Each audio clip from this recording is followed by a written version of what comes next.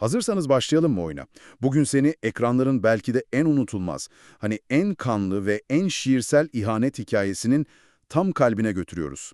2009 yılında hayatımıza giren, Alexander Dumas'ın Monte Cristo Kontu'ndan ilham alıp tam 71 bölüm boyunca zihnimize kazınan o devasa intikam anatomisini konuşacağız. Evet, yani bu öyle sıradan bir incelemede olmayacak açıkçası. Aynen öyle. Sadece kim kimi vurdu, kim kime ihanet etti falan demeyeceğiz. Biz bugün seninle ta 1997'nin o karanlık soygun gecesinden günümüzün o lüks kumarhanelerine uzanan köprüyü, yani insan zihninin o karanlık dehlizlerini konuşmak için buradayız. Ki bence bu evrenin en büyüleyici tarafı da bu zaten. Yani Ezel öyle sıradan bir kötülere haddini bildirme hikayesi falan değil. Hı hı. İnsan doğasının o en saklamak istediğimiz, o en vahşi köşelerini yüzümüze vuran devasa bir ayna bence. Yani sadakatin saniyeler içinde nasıl satılabileceğini, o masumiyetin adım adım nasıl çürütüldüğünü gösteren çok korkunç derecede gerçekçi bir laboratuvar. Ya evet, insanın kendi yarattığı cehennemde yanması olayı. Kesinlikle o cehenneme odun taşıyanların psikolojisini anlamadan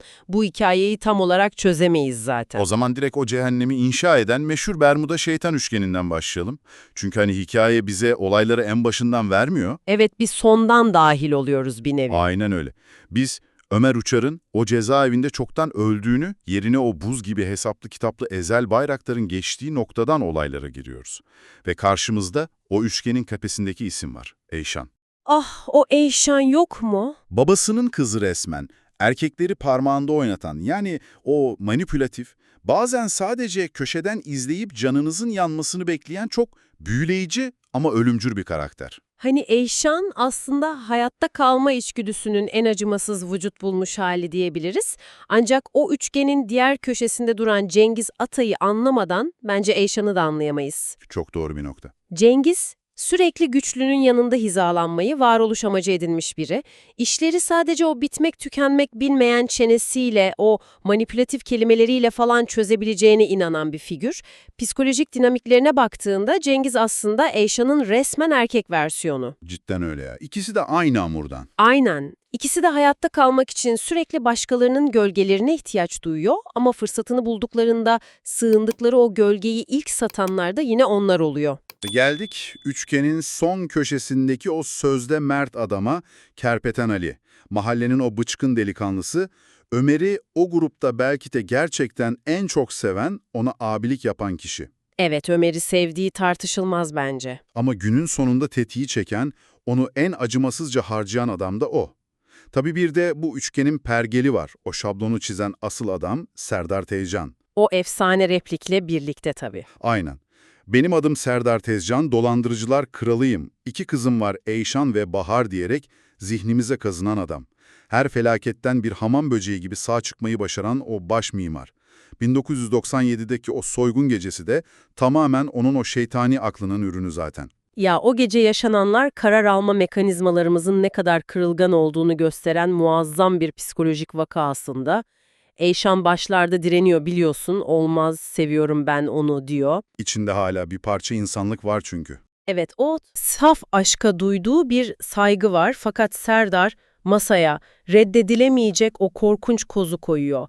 Lösemi hastası kız Bahar'ın hayatı. En zayıf noktası. Aynen öyle. Eyşan o saniyede bir tercih yapmak zorunda kalıyor. Bir yanda kendisini koşulsuz şartsız seven Ömer, diğer yanda canından çok sevdiği, hani kurtarmak zorunda hissettiği kardeşi Bahar. İhanetin temeli tam o an o çaresizliğin içinde resmen kanla atılıyor. Ve sistemin işleyişi de saat gibi tıkır tıkır kurulmuş abi. Cengiz çoktan o kumarhanede kurpiyer olmuş, Eyşan'ı da yanına işe aldırmış. O gece Cengiz o tatlı sinsi diliyle güvenlikçi içeride bir şey unuttun falan diyerek kandırıyor. Arkadan gelen Ali adamı hiç acımadan vuruyor. Eyşan'ın görevi de en ağırı herhalde. Evet, Eyşan belki de en ağır görevi üstlenip o gece Ömer'i oyalayarak olay yerinden uzak tutuyor. Ama benim asıl takıldığım, işin gerçekten ilginçleştiği yer polisin ve adaletin tutumu. Orası çok konuşulur zaten. Düşünsene, bütün gece başka bir yerde olan, o kumarhanenin yanından bile geçmeyen bir çocuk var ortada.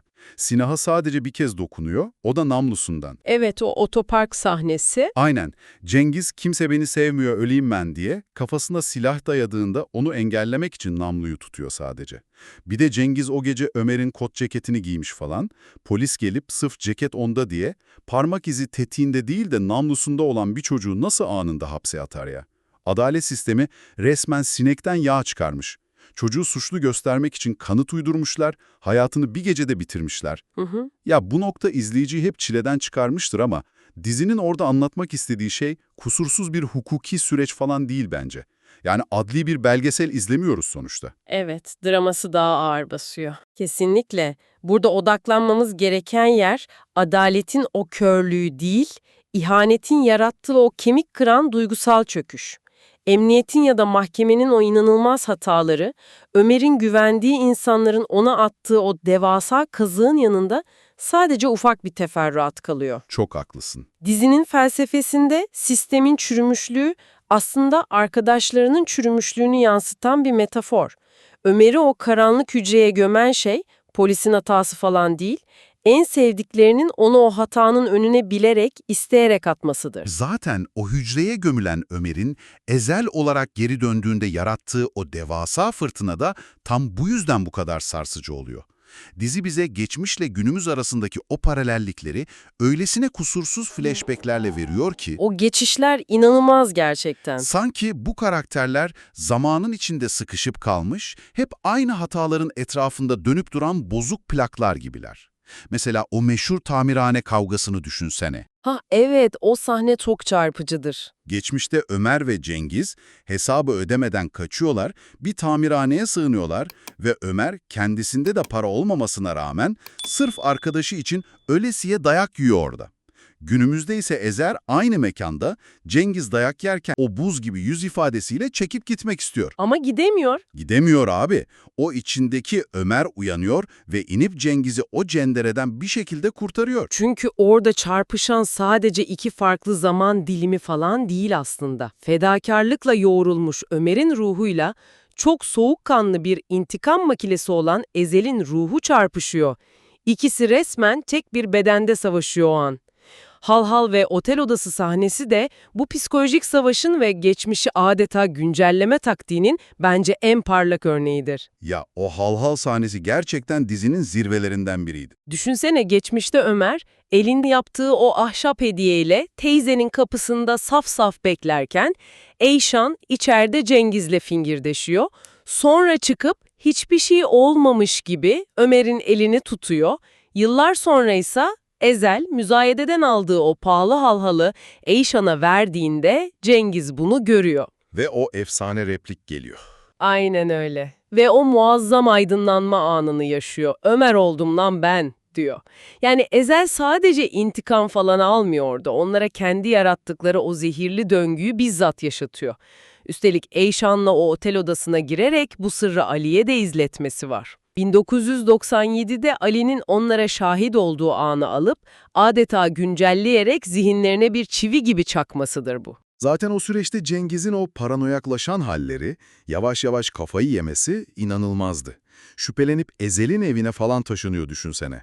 Sırf vicdan testi yapmak için gidip çantasına silah, kelepçe, üstüne bir de alışveriş fişi koyuyor. Tam bir Cengiz taktiği. Sonra eve hiç tanımadığı bir adamı getirip Eyşan beni bununla aldatıyor diyerek adamı gözünü kırpmadan parçalamaya kalkıyor. Ezel'in o tuzağı, adamın ceketinin markasıyla alışveriş fişindeki markanın aynı olmasından o saniyeler içinde çözmesi hani akıl oyunlarının zirvesiydi bence. Kesinlikle o zeka parıltıları çok etkileyiciydi. Ama tüm bu karmaşanın içinde benim aklımdan asla çıkmayan, izlerken kalbimi kıran o meşhur Aysel detayı var. Hı hı. Eyşan'ın eski hayatının karşısına dikildiği o çay bahçesi sahnesinden bahsediyorsun. Aynen öyle ya. Çay bahçesinde Eyşan'ın eski kurbanlarından biri gelip ona Aysel diye sesleniyor. Eyşan büyük bir panik içinde Ömer sen bekle biraz para vereyim de gitsin diyerek kaçmaya çalışıyor oradan. Telli kapının önünde Ömer onu yakalıyor. Orada normal biri olsa her şeyi anlar. Normal bir insan orada yalanı şak diye yakalamıştır, dönüp arkasını gider. Ama Ömer O saflığın, o kör kütük aşkın verdiği o büyük inançla seni korurum, bırakmam, kimse seni bulamaz diyor kıza. Kız için kendi elleriyle bir ev hazırlamış, çiçekler almış, duvarları boyamış ya. Eyşan o bölümün sonunda o eve gelip de Ömer ilacını aldığında tüm o karanlığına rağmen o adamı gerçekten sevdiğini anlıyor bence. O sahne Eyşan'ın ruhundaki en büyük kırılma anıdır işte. Çünkü Eyşan o an o ilacı yani Ömer'in o saf sevgisini alıyor evet ama o sevgiyi taşıyabilecek ahlaki kapasiteye falan sahip değil. Ne yazık ki. Batık maliyet sendromu dediğimiz şey devreye giriyor orada. Serdar'la kurduğu o yalan dolu, tamamen hayatta kalma üzerine kurulu dünyaya o kadar büyük bir yatırım yapmış ki, Ömer'in o aydınlık dünyasında nefes alamayacağını, eninde sonunda orayı da kirleteceğini düşünüyor. Çok mantıklı. Yani geçmişin yankıları bu hikayede asla susmaz. Flashbackler izleyiciye sadece bilgi vermek için falan kullanılmıyor. O karakterlerin ayaklarına dolanan 97'den asla çıkamadıklarını gösteren görünmez prangalar aslında o sahneler. Peki ya bu devasa intikam çarkları arasında ezilen o masum kurbanlar ne olacak? Ee, Biz en başta Ramiz Karaeski'yi, yani bizim bildiğimiz Ramiz dayıyı, hapishanedeki o koruyucu melek, o bilge adam falan sandık. Herkes öyle sandı başta. Ama zamanla anlıyoruz ki onun Ömer'i o gardiyanlardan kurtarması asla ama asla bir tesadüf değil. Kendi eski dostu, yeni kanlı düşmanı Kenan Birkan yüzünden 3 erkek evladını toprağa vermiş, yaralı bir baba o. Hapishanede dayak yiyen saf Ömer'i alıyor ve Kenan'a karşı kullanmak üzere kusursuz bir silah olarak biliyor. Ömer'i kurtarmıyor aslında. Kendi intikam cephesine bir piyon sürüyor resmen. Kesinlikle kendi savaşının bir parçası yapıyor onu. Bu da bizi doğrudan Ezel'in ahlaki çöküşüne getiriyor zaten. Düşünsene, Ezel sırf Eyşan'ı köşeye sıkıştırmak için o hasta, masum Bahar'ı kullanıyor ya, 22. ve 23. bölümlerdeki o yakınlaşmalar, iki kız kardeşi aynı anda idare etmesi falan. Çok rahatsız ediciydi o kısımlar. 25. bölümde Kerpeten Ali'nin yardımıyla Bahar onları basıyor ve bu yıkım yetmezmiş gibi 7 bölüm sonra vurularak diziden o trajik şekilde ayrılıyor kızcağız. İyice olan, abisinin suçsuzluğunu kanıtlamak için bütün yıllarını harcayan o sadık kardeşi, Ezel, kendi oyununu sürdürebilmek için kendi öz kardeşine akıl oyunları oynuyor göz göre göre. Mert çok yaklaşmıştı gerçi. Mert, olayların arkasındaki gerçeği çözmeye çok yaklaşıyor. 41. bölümde Serdar'ın Ezel'i öldürmek için kurduğu o pusuda yanlışlıkla hayatını kaybediyor. Şimdi sana soruyorum, tüm bunlar ne anlama geliyor? Eyşan'dan, Cengiz'den intikam almak için Bahar'ın, Mert'in hayatını böyle fütursuzca harcaması, Ezel'i de o masumiyetten çok uzak, en az düşmanları kadar korkunç bir canavara dönüştürmüyor mu? Yani kesinlikle dönüştürüyor ve dizinin sormamızı istediği o ana soru tam olarak bu zaten. Haklı bir öfke işlenen o yeni günahları meşrulaştırır mı? Bence meşrulaştırmaz. Ezel düşmanlarını yok etmek için yavaş yavaş onların yöntemlerini benimsiyor çünkü. Nietzsche'nin o meşhur lafı vardır ya, canavarlarla savaşan kişi bu süreçte kendisinin de bir canavara dönüşmemesine dikkat etmelidir diye. Çok iyi söz. Aynen. İşte bunun ekrandaki kanlı canlı halidir Ezel. Canavarı yenmek için canavarlaşmıştır. Ve bu ahlaki erozyon sadece ona özgü falan da değil. İkinci sezonda bizi 1971 yılına götürdüklerinde bu zehrin o nesiller arası aktarımına şahit oluyoruz resmen. Babaların günahları, oğulların ve o torunların kaderini belirliyor. 71 hikayesi zaten gerçekten dizinin apayrı bir boyutu. Genç Ramiz'in tıpkı Kerpeten Ali gibi o hırçın, gözü kara halleri. Genç Kenan'ın tıpkı Cengiz gibi sürekli bir menfaat hesapları yapan, o gölgelerde bekleyen sinsi yapısı. Ve tabii Selma Hünel. Ve iki adam arasında kalan, adeta Eyşan'ın 26 yıl önceki o genetik atası olan Selma Hünel.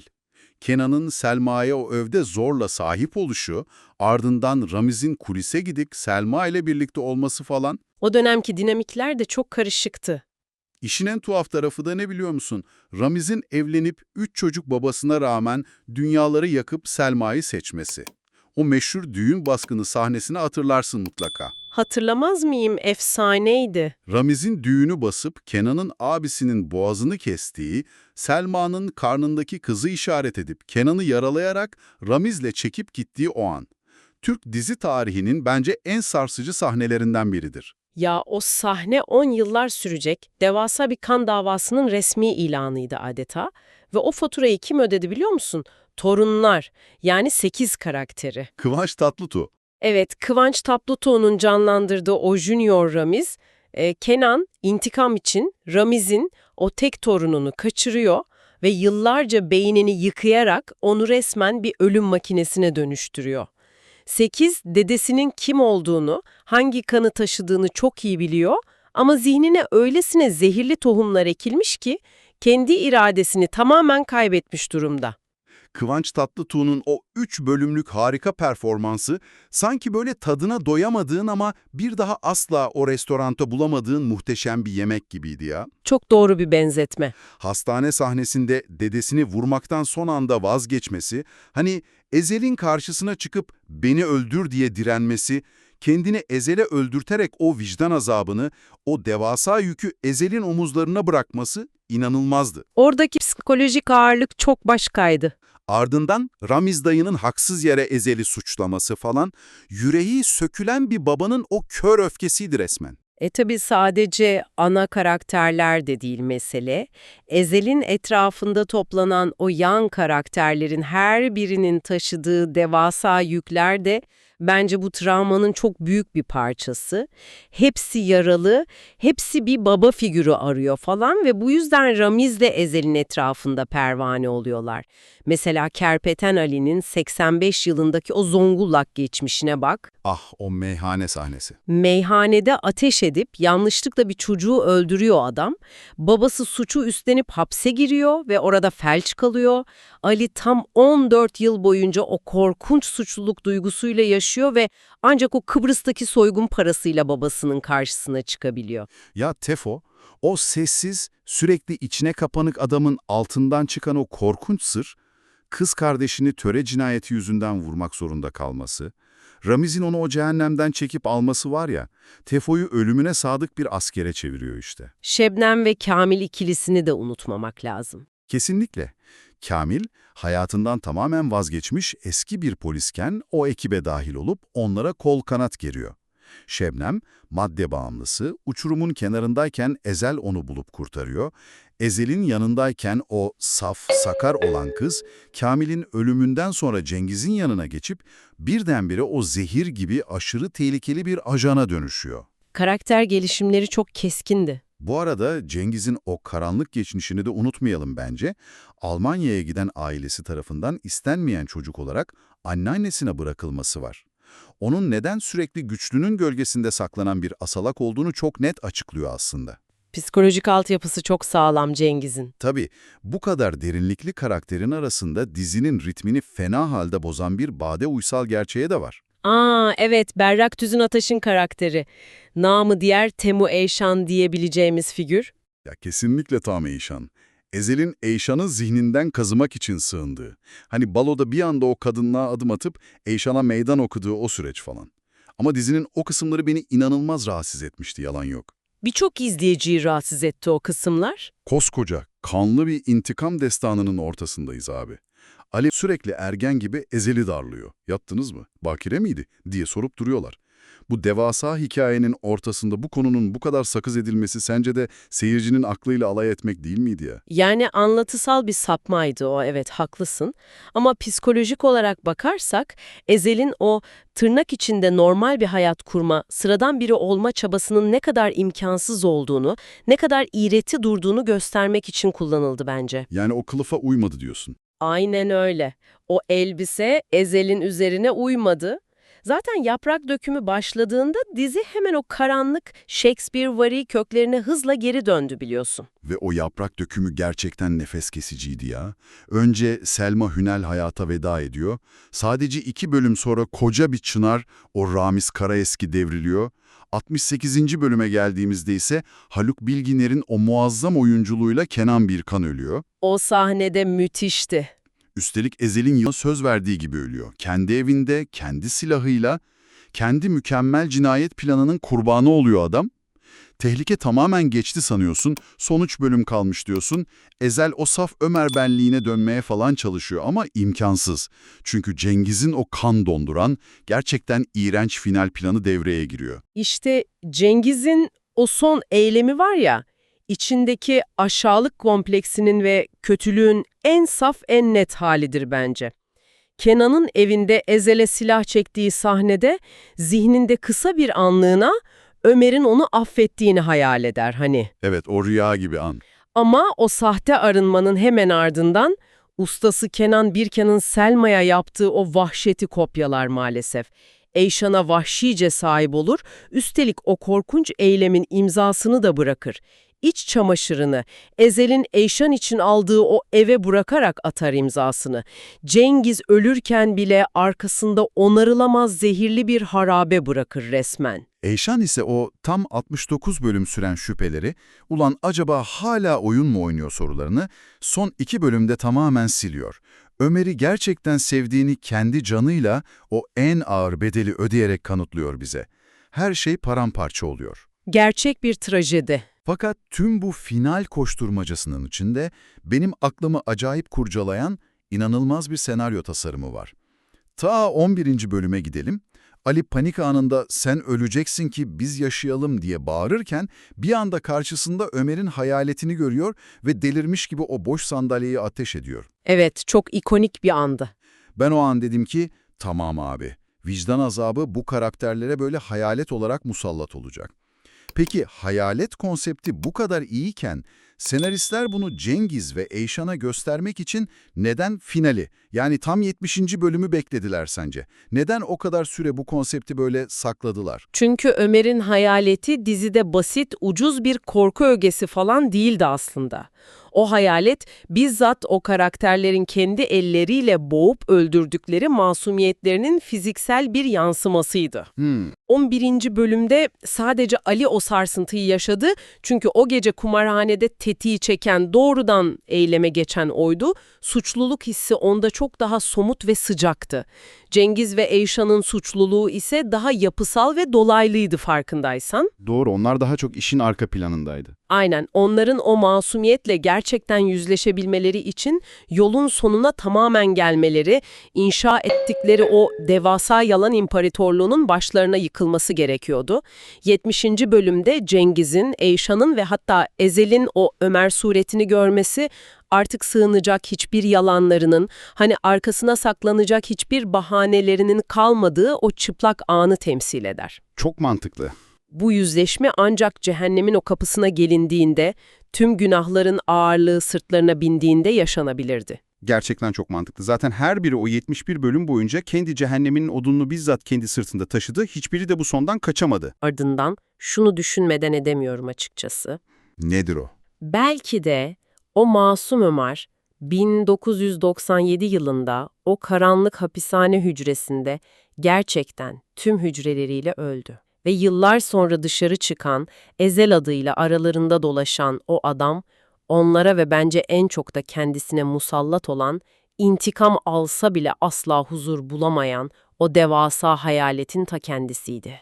Ya o kadar karanlık ve zihne kazınan bir düşünce ki bu, hayaletlerin bizi nasıl bırakmadığını çok iyi özetliyor aslında. Hayaletler, geçmiş ve sınırlar demişken biz de anlattıklarımızın sınırları böyle aşmasını istiyoruz. Bu yüzden ufak bir hatırlatma yapalım sana. Aynen öyle. Artık videolarımız kademe kademe altyazılı hale geliyor. Yani videoda istediğiniz dilin altyazısını açıp videoyu o şekilde de izleyebilirsiniz. Azerbaycan Türkçesi, İngilizce, Almanca, İspanyolca falan da bir sürü seçeneğimiz vardır. YouTube videosunda altyazı bölümünden istediğinizi seçebilirsiniz. Çok güzel bir özellik oldu bu. O zaman son sözlerimizle sizlere veda edelim yavaştan. Ekran rehberini Facebook, YouTube, Instagram ve Twitter yani X platformlarından takip etmeyi, oralardan videolarımızı beğenmeyi ve yorumlarınızı eksik etmeyin. Yorumlarınızda söz etmemizi istediğiniz yapımlar falan olursa da onlara da bakarız ve sıradaki rota olarak onları da belirleriz. Bekliyoruz yorumları. Başka bir içerikte görüşebilmek ümidiyle kendinize iyi bakın. Ekran Rehberi YouTube kanalından ayrılmayın. Esen kalın, hoşça kalın. İyi günler.